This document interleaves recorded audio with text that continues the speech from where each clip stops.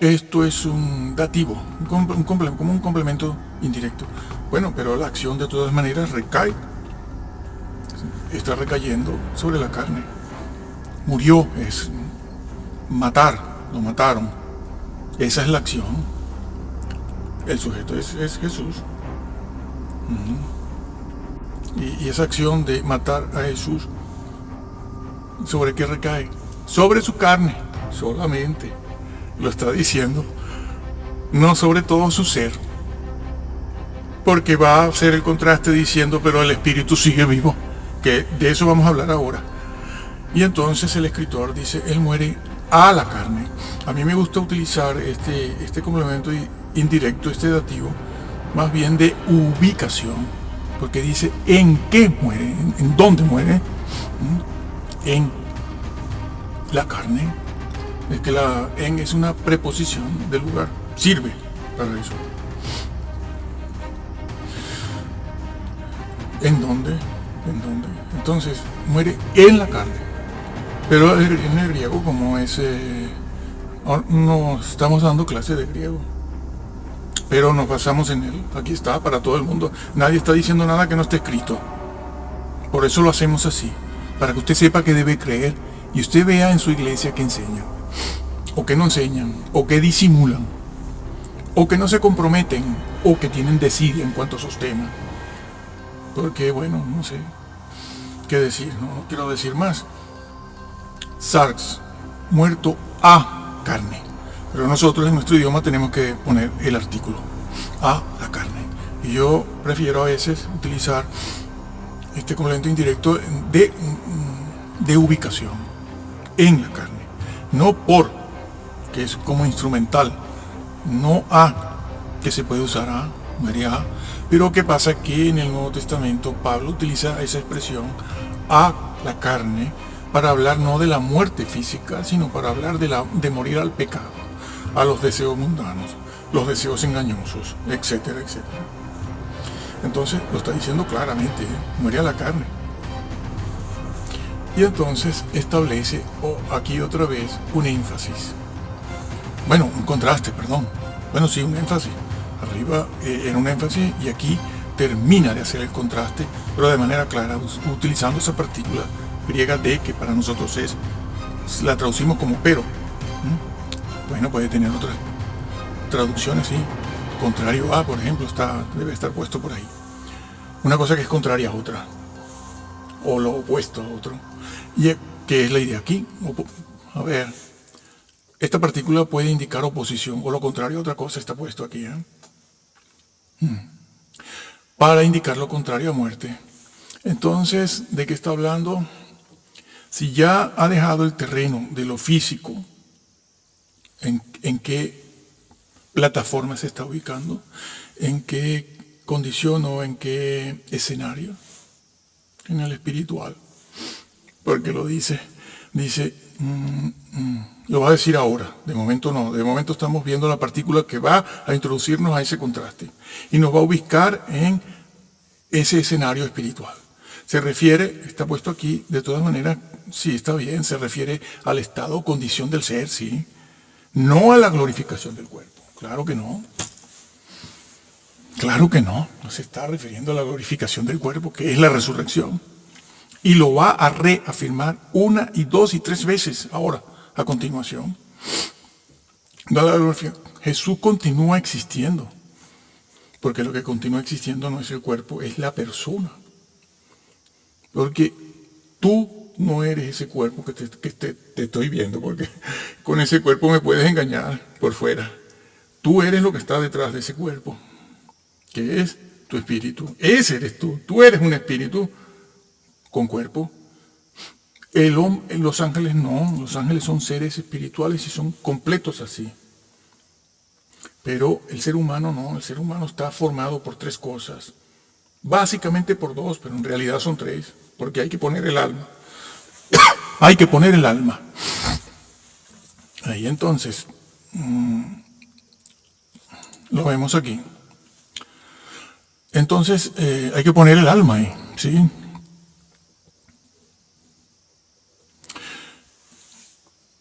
Jesús continúa existiendo, ¿por qué? porque Él es un ser, Él es un hombre. Y aquí hay que decir algo. Bueno, lo decimos ahora a continuación mejor. No está puesto aquí. Él está consciente de sí mismo. ¿Esto va contra quiénes? Bueno, pues contra varias grandísimas denominaciones o iglesias. La iglesia. No, esto no va contra Roma. La doctrina que usted tiene viene de atrás. Viene de atrás, viene de Roma, claro, ellos no inventaron nada. Incluso los que crearon todas esas doctrinas, muchas de ellas, lo hicieron los que vinieron después, en el siglo XVII, XVIII, XIX, y no te digo el XX. Allí con estos dos señores, y se crearon cosas. Dios mío. No se fueron al exégesis, no se fueron a los comentarios, todos esos libros. Yo los he leído. Mira, aquí tengo a Hendrickson, vaya. Tengo a Hodge por ahí también. Y así, porque esta no es toda la biblioteca de este servidor. Y repetimos la pregunta. ¿Esto va contra quiénes? Pues contra todos, casi todos.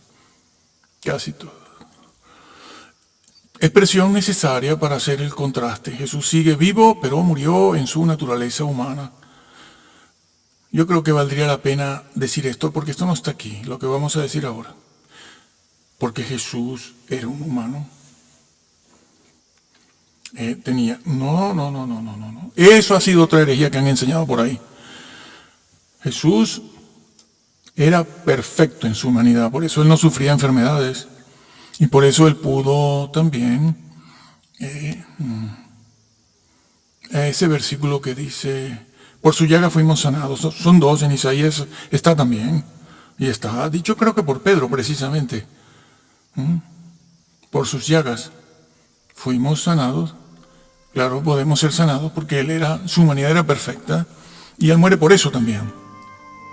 Por el pecado y por nuestra salud física. Pero no entramos en esos temas ahora. Lo han negado, ya lo sé. El famoso cesacionismo. Aquí lo sabemos bien. Jesús sigue vivo, pero murió en su naturaleza humana. Retomo esta idea. Él muere. Claro, ese es otro error que desglorifica al hombre Jesús, al Redentor. Porque algunos dicen, bueno, ¿y cómo fue que salió del cuerpo? Pero si es Dios, es un hombre. Como si Dios mismo sale del cuerpo, deja a Jesús en la tumba, deja a Jesús en la tumba y le dice, a ver Jesús, quédate ahí que yo voy a descender abajo, como si hubieran dos personas ahí. Y no hay dos personas, hay una. Cuando Jesús desciende al Hades, lo hace como la persona de Jesús, que tiene naturaleza humana también. Y lo que queda allí muerto es claro, están creando dos personas. La persona del Hijo de Dios que baja al Hades, ¿y qué va a mostrar en el Hades? ¿Cuál victoria va a mostrar en el Hades? ¿Cuál? Si el que ha vencido a Satanás y su imperio es un hombre. Por Dios. No, el que sale de allí y baja, y el que más tarde va a resucitar, es el Hijo de Dios con todita su naturaleza humana. Entonces, su naturaleza humana no estaba sujeta a pecado. Ya eso lo hemos explicado, no volvemos otra vez a eso. Pecado de omisión, comisión, inclinación, intención. Volveremos a eso más adelante cuando tengamos que ver aquello que está en Hebreos, cuando se dice que tal sumo sacerdote nos convenía. Santo, sí, pero hay otra palabra que está ahí, que dice inocente y sin mancha. ¿Eso qué es? Dios mío. Si no toman en cuenta esto, pues terminan diciendo que el Señor era tentable. Y siempre decimos lo mismo, Señor, no le des mucha fuerza a Satanás, porque como nos tiente al pobre Señor, que puede caer, pues agárrate este universo, no sé, todito para el infierno, vaya. Él era mortal, era perfecto. Además, no llegó a ver la corrupción, esto es importante. Pero vamos a pasar a lo que sigue. Vivo, vivificado vivificado a espíritu, eso ya lo vimos. Y lo estamos viendo otra vez aquí. Vivificado a espíritu. Muerto a carne, vivificado a espíritu. Eso es un participio también. El anterior también era participio. No lo dije, pero es un participio. No, sí lo dije, ¿no? Y este también es un participio pasivo. Y aquí es vivificado a espíritu, es decir, en el espíritu. Está hablando de la ubicuidad. No se utiliza como instrumental. O sea, vivificado por el Espíritu Santo. Vivificado.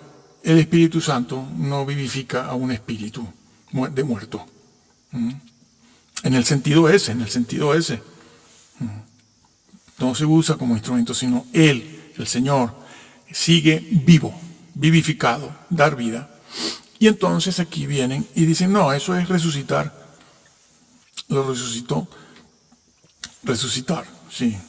Pero está empleando el vocablo espíritu. No se resucita en el espíritu. La palabra resurrección se utiliza para el cuerpo. Para el cuerpo, no para la resurrección. Se resucita en un cuerpo glorificado. Glorificado, claro. Glorificado. Vamos a ver qué más se ha puesto aquí. Bueno, eso. Sí, eso. Glorificado, en un cuerpo glorificado. Sí, está puesto ahí. Ojo, porque la resurrección es en la carne, no en el espíritu. Pero resulta que ahora todo lo que viene a continuación lo va a reafirmar. Que Él sigue vivo.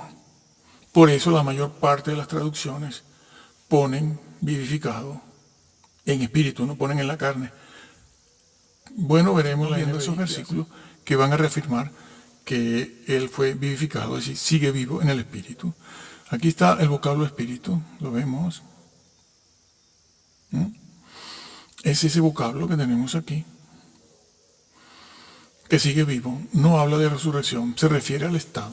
Como decíamos antes, utiliza el vocablo neuma. Bueno, creo que neumático viene de aquí, de este vocablo, por el aire, porque el espíritu sopla de donde quiere, sopla como el aire, ¿no? Neumático porque se infla, algo que se hincha con aire, a espíritus. Entonces sigue emplazado en ese estado, en esa condición del ser que es espiritual, como va a corroborarlo ahora a continuación. Y no es por el Espíritu Santo aquí no se dice que está interviniendo para que siga vivo. Vive de por sí porque esa es la condición estructural del ser humano. El ser humano muere, pero sigue vivo en su espíritu. Eso Dios lo ha hecho así. Bueno, pero aquí hay una aclaración, ¿no? En la resurrección, sí intervino en la resurrección del Señor, que va a ocurrir después de 3 días. Sí va a intervenir el Espíritu Santo. Pero ojo, porque la Biblia lo dice, por ejemplo, ahí en Romanos 8, 11 y otros versículos, pero también se dice que lo resucitó el Padre. Y entonces, claro, quienes no entienden la deidad, dicen, bueno, pero ¿quién lo resucitó? ¿Fue el Padre o fue el Espíritu? Y después a lo mejor hay otro versículo donde dice que el Señor tomó su propia vida de nuevo. Él la pone y Él la toma. Y entonces dicen esto, la Biblia se contradice. La Biblia se contradice. Y se van al mundo, pero siguen en la iglesia. Dice, esto no hay quien lo entienda. Digo, no lo entiendes porque tú no estudias la... Si el espíritu de aquel que resucitó a Jesús, ese versículo lo termino yo de decir. Si el espíritu tiene que ser mayúscula porque es el Espíritu Santo de aquel, muy bien, que resucitó a Jesús en cuerpo, el cuerpo, no el espíritu. ¿Mora en vosotros? Sí, mora. Hay una condición griega ahí. Aquel que resucitó a Jesús los resucitará a ustedes. El espíritu, no. El cuerpo. Está hablando de la glorificación del cuerpo. Seguimos. Sí, está bien esto, sí, porque para la palabra resucitar, el vocablo resucitar, se utilizan otros vocablos, levantar. Levantarse, que también se utiliza para levantarse de una situación penosa, puede ser una enfermedad, está ahí, resucitar, levantarse de una situación de pecado, de tinieblas, también se utiliza ese vocablo para traducirse por resucitar. Seguimos. Y entonces aquí viene esa confirmación de lo que viene diciendo. Reina Valera dice, versículo 18, siendo a la verdad muerto en la carne, pero vivificado en espíritu. Vivificado en espíritu. Y dice, en el cual, aquí lo tienen. Lo subrayamos, sí. Ahí está. Miren, en el cual. Y dice también. Y luego dice, fue. Fue. ¿A dónde fue? Cuidado. Vamos a ver los detalles de esta. Muy bien, volvemos aquí. Y regresamos al estudio allí. Bueno, en griego lo tenemos, un griego muy simple. Lo tenemos aquí también. El versículo en el cual, se los adelanto, ya que lo tenemos aquí en griego, está en inglés, pero está en castellano, me parece. Dice en. ¿Qué denota eso? Posición, lo tienen aquí. Bueno, ahí está, posición. Ubicación. Posición. Ubicación en el sentido de posición. En, como quien dice, en la mesa o sobre la mesa. También en el cual, y aquí está, esto debe ser un promesa, o sobre la mesa. Entonces, el versículo que sigue a ese 18 que hemos visto, lo está diciendo. En el cual, está aquí, fíjense en esta frase, en el cual fue, ese es el término griego, en, hijo, el cual. Esto indica posición, y esto indica en un sentido, el medio, esto es posición, y esto es para referirse a lo que demuestra. Por eso es un pronombre demostrativo que te demuestra el qué del asunto, del tema. Está hablando del espíritu, se refiere al espíritu en el cual. Claro, por eso muchas traducciones dice en el espíritu, directo, y ya está. Y fue en el espíritu. No te ponen en el cual. Se lo ahorran, claro, bueno, directo. Y en el espíritu fue. No fue en el cuerpo, señores. ¿Cómo se les ocurre decir eso? Pero si eso está dicho aquí. Que fue, que él descendió en el espíritu. Y va a decir fue de arriba abajo, porque va a decir que descendió. En el espíritu desciende. ¿A dónde? A la Hades. Bueno, claro, tienen una ilustración en el rico glotón. Por ejemplo. Llegaremos a eso. En su espíritu. Eso es una preposición que indica posición. Y bueno, las dos frases, las dos palabras, yo diría que indican el instrumento en el cual fue. En el cual, instrumentalidad dice allí, ¿no? Y esto, muy bien, en el cual fue, en este caso, un refuerzo que indica, claro, ya lo ha dicho, eso lo ha dicho ya. Esto es un refuerzo, esta frase, este versículo. Fue. Dice, ¿cómo fue y en qué fue? Fue en el espíritu. Fue en el espíritu, en el espíritu, a proclamar su victoria sobre Satanás. Y fue como hombre, fue el hombre el que venció en la cruz, y fue el hombre el que va a ir abajo. ¿Se han preguntado eso? Con Jesús a la diestra, con el Hijo de Dios a la diestra. Nunca se califica de seno, de Abraham. Se califica de paraíso, sí, porque paraíso, el vocablo paraíso se utiliza para 3 lugares, cuando menos. Y no creo que ninguno más. El Edén, el Hades y el cielo mismo. ¿Y dónde está el seno de Abraham? En el cielo. No, el cielo no es propiedad ni característica ni algo digno de Abraham.